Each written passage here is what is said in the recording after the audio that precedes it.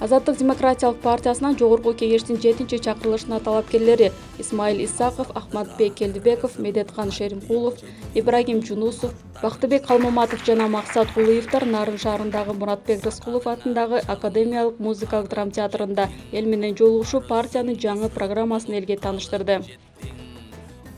Жыйында сөз сүйлөгөн легендарылуу парламенттин төрагасы Медеткан Шеримкулов Кыргызстандын эгемендүүлүгүнүн баасы жана кыргыз парламентинин түптөлүшү жөнүндө сөз сүйлөдү. Ал эми Азаттык партиясынын катарындагы Бактыбек Калмаматов атайын жаштарга кайрылды. Эгерде 3 миллиондон ашык шайлоочу боло турган болсо, анын 1 миллион 200 миңи жаштар.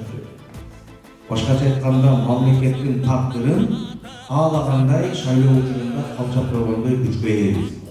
Жеке каршы биз ушул күчүбүздү колдоно албай жатабыз. Келгиле достор, могу шайлоодо конкреттүү бизде эле шайларга дегенден алыспыз.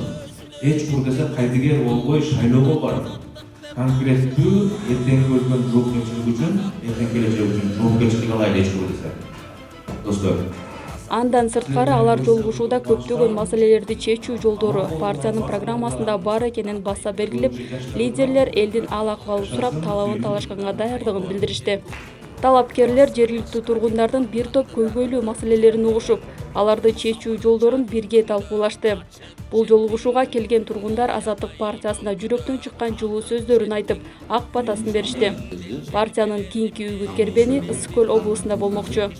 Атабыз күрөшкөн азаттык болсун жеримде. Өлчөп бир кескен азамат болсун элимде.